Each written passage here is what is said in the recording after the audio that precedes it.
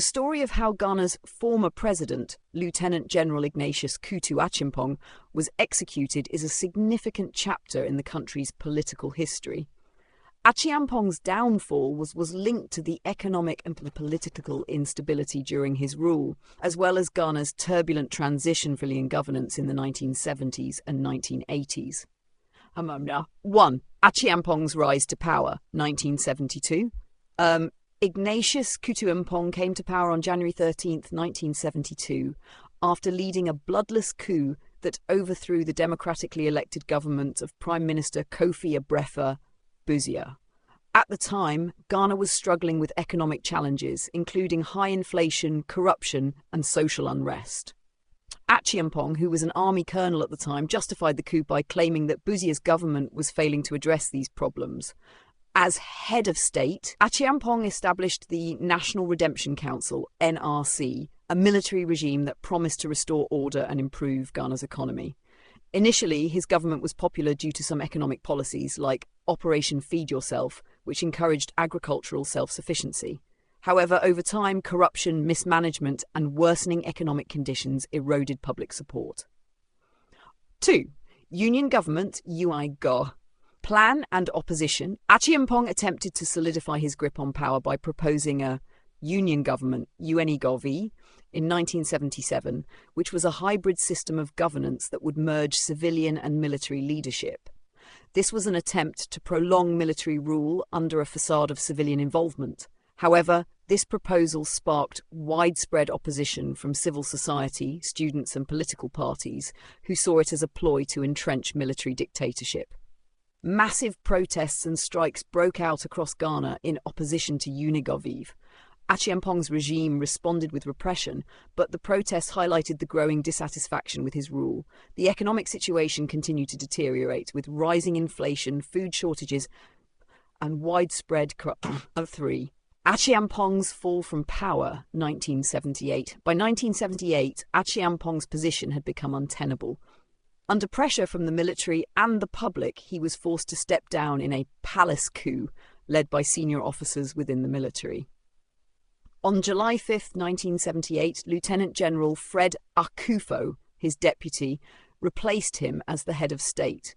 After being ousted, Acheampong was placed under house arrest, but Akufo's government fared no better in addressing the deepening economic crisis.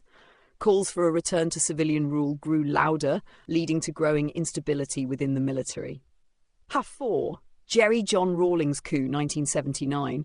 On June 4, 1979, a group of junior military officers, led by Flight Lieutenant Jerry John Rawlings, staged a coup that overthrew Akufo's government. Rawlings had been arrested earlier that year after attempting a failed coup, but he was freed from prison by sympathetic soldiers. Once in power, Rawlings formed the Armed Forces Revolutionary Council, AFRC, and vowed to rid Ghana of corruption and mismanagement through a house-cleaning exercise. Rawlings and the AFRC blamed Ghana's woes on corruption and poor governance under previous military regimes, particularly those of Acheampong and Akufo. They saw the former military leaders as responsible for Ghana's economic collapse and determined that they should face justice for their actions. 5. Execution of former leaders, 1979. As part of Rawlings' house-cleaning campaign, several senior military officers, including Acheampong, were put on trial by military tribunals for charges of corruption, economic mismanagement, and abuses of power.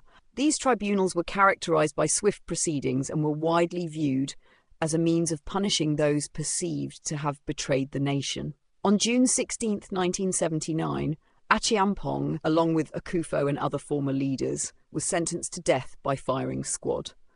They were executed at Teshi Military Range in Accra.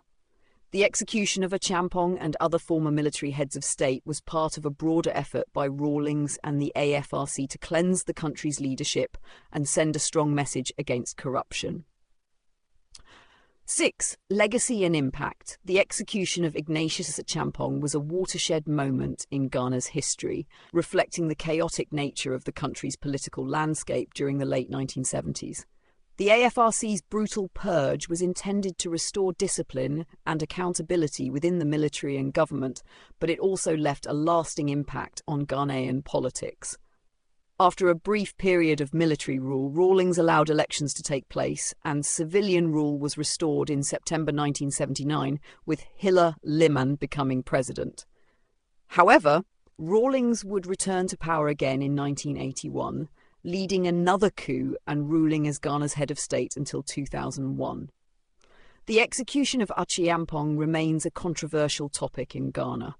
Some view it as a necessary measure to deal with the corruption and mismanagement of the past, while others see it as a harsh and unjust punishment for a leader who, despite his failings, did not deserve such an end. Acheampong's time in office, particularly his early attempts at economic reforms, still sparks debate in discussions about Ghana's post-colonial leadership.